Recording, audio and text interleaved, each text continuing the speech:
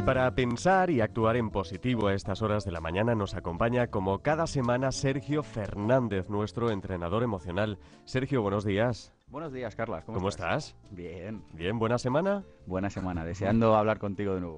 Déjame recordar a nuestros escuchantes que pueden recuperar parte de este espacio en rtve.es, pero también esta sección en particular en www.pensamientopositivo.org y en su canal de YouTube. Le tengo al lado, Sergio, a nuestro invitado de hoy en los estudios de Radio Nacional de España en Barcelona, pero preséntanoslo. Pues mira, Carlas, Xavier Guix es licenciado en psicología y está especializado en cuestiones de comunicación y de programación neurolingüística. Además de su labor terapéutica, imparte cursos de habilidades directivas y de crecimiento personal y es profesor de EADA. Pero fíjate, su compromiso con la divulgación le lleva, pues además de escribir en el país, a ser colaborador de medios de comunicación, en radio y en televisión. Tiene varios libros escritos muy buenos. Uno de ellos, Ni me explico ni me entiendes. Otro, Si no lo creo, no lo veo. Otro, Mientras me miran. Pero de sus libros, Carla, el mío favorito, además del día de hoy que vamos a entrevistar, es el del sentido de la vida o la vida sentida. Xavier Guix, buenos días. Buenos días. Y gracias por estar aquí. Gracias a vosotros. Sergio, 3 claves para el tema de hoy. Vamos a intentar saber decir que no. Pues mira, 3 claves rápidas, Carlas, y como siempre, lo más prácticas posibles. La primera, fíjate qué frase de Schwab, el primer ganador del premio Pulitzer, dijo: no tengo la fórmula para triunfar, pero sí tengo la fórmula para fracasar. Y esta es: intenta caerle bien a todo el mundo.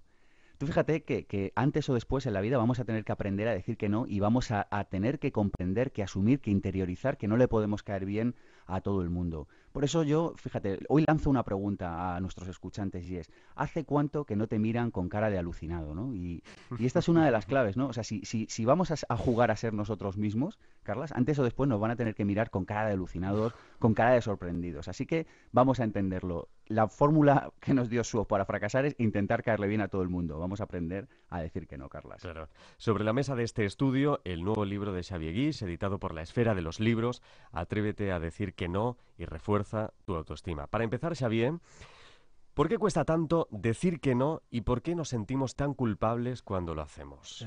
Bien, porque cuando vivimos en este mundo que vivimos, no vivimos solos, sino que vivimos con los demás, y los demás entrañan múltiples situaciones, unas afectivas, otras de intereses laborales, otras simplemente como ciudadanos, ¿no? Entonces, en el manejo de nuestras relaciones, que cada vez se han hecho más complicadas porque cada vez nos ganamos más la vida y cada vez somos más y cada vez vivimos más juntos, con lo cual la exigencia comunicativa, la habilidad social cada vez es mayor. Entonces, ¿qué ocurre? Que cuando yo tengo que decir un sí o un no, es decir, cuando tengo que adquirir algún tipo de compromiso, tengo muy presente al otro. No me tengo solo presente a mí. Si solo me tuviera presente a mí, no existiría ningún problema. Oye, el pan, pan y el vino, vino. Bueno, es que somos seres sociales. Exacto, ¿no? Entonces te digo que sí, te digo que Esa sí, es digo una que no, te digo que consecuencia. no. Pero en cambio te tengo en cuenta, ¿no? Tengo en cuenta la relación que tú y yo tenemos, tengo en cuenta el momento que estamos pasando tú y yo, tengo en cuenta los antecedentes que existen en nuestra relación, tengo en cuenta el estatus que tú representas ante mí. Si tú eres un jefe, si tú eres una persona de mi mismo estatus, si es una persona que yo estoy trabajando para ti, en fin, que tenemos en cuenta fundamentalmente 2 variables que son contexto y relación. Entonces, atendiendo al contexto donde se produce la situación y atendiendo a la relación, vamos a manejar o vamos a intentar valorar la importancia de un sí o de un no. Entonces, eso es lo que mayormente hacemos.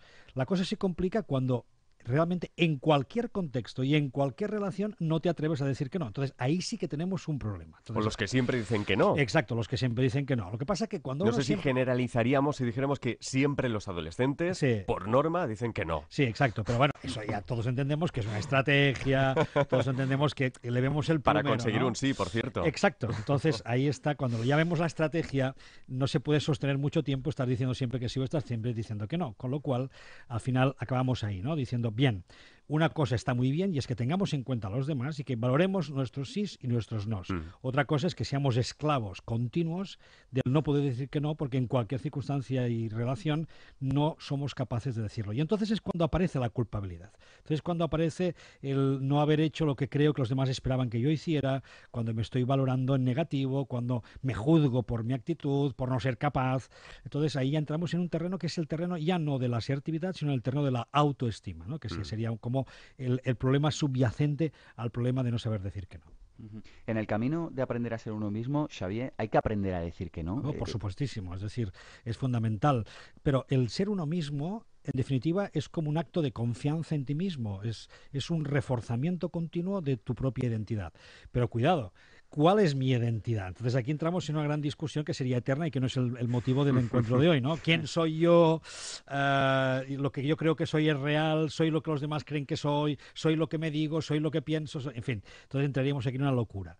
En todo caso, si una persona entra en una dimensión en la que sabe manejar bien sus identificaciones, es decir, con qué me identifico yo de mí, y entonces aprendo a partir de esas identificaciones a saber manejar la flexibilidad, ser una persona que precisamente en los contextos y en las relaciones tengo la capacidad de adaptarme, no de una adaptación sumisa ni una adaptación insana, sino simplemente la capacidad de, sin perder mi cualidad de ser yo mismo, sé adaptarme al medio y a las circunstancias que me encuentro. Entonces, esa normalidad, esa capacidad es la que me permite que yo no tenga la tentación de diluirme, fíjate que uso expresamente esta palabra, diluirme en los demás, que es un miedo que tenemos, y por el contrario, no tener que caer en la excesiva identificación precisamente por no diluirme. Entonces, fíjate que estamos tocando algo que es prácticamente esencial en el ser humano y sobre todo cuando hablamos del ego, que es sus grandes dos tensiones, la tensión de la identificación, me identifico yo conmigo, con mis cosas,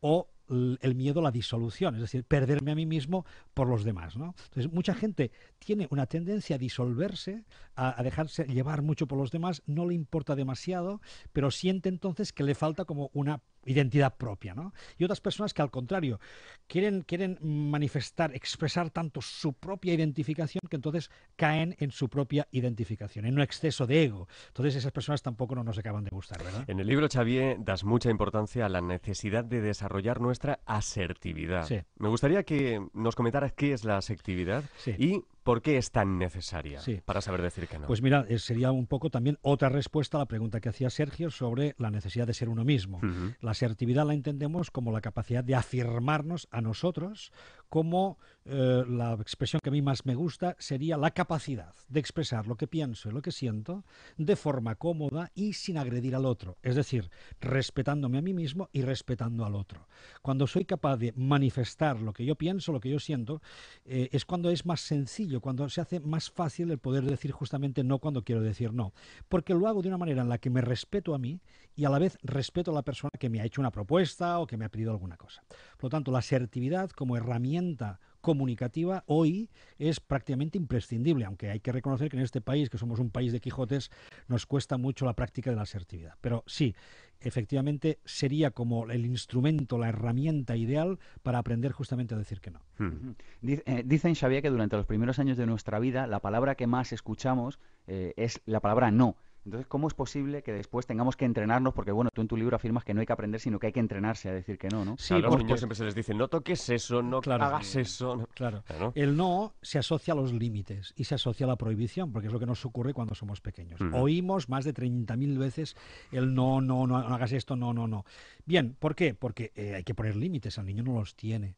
En cambio de mayores, poner límites nos parece que es una cosa que no debemos hacer. Es decir, que quién soy yo Nos para... parece una pérdida de libertad, ¿no? Hombre, efectivamente, pero además, ¿quién soy yo para decirte a ti lo que tienes que hacer, dónde tienes que limitarte o lo que no quiero que hagas? Es decir, que ahí tenemos una prudencia, tenemos una actitud de decir, ¿quién soy yo para meterme? Bien, entonces, como tenemos esa sensación, acabamos por traducir los nos como una limitación, como una prohibición, con lo cual nos parece que el decir no realmente tiene esa sonoridad de algo prohibitivo o de algo limitativo, Ujú. cuando no nos damos cuenta que efectivamente tiene otra función muy importante que es la asertiva. De todos modos, es curioso una cosa, un fenómeno que ocurre. Nuestra mente no entiende el no. A pesar de que nos digan 1000 veces que no, nuestra mente no entiende el no. Y os voy a poner un ejemplo para que lo entendáis con mucha facilidad. Si ahora, por ejemplo, que estamos en pleno verano, os digo, mira, hoy por la tarde, cuando acabéis el programa, Ujú. nos vamos a la playa.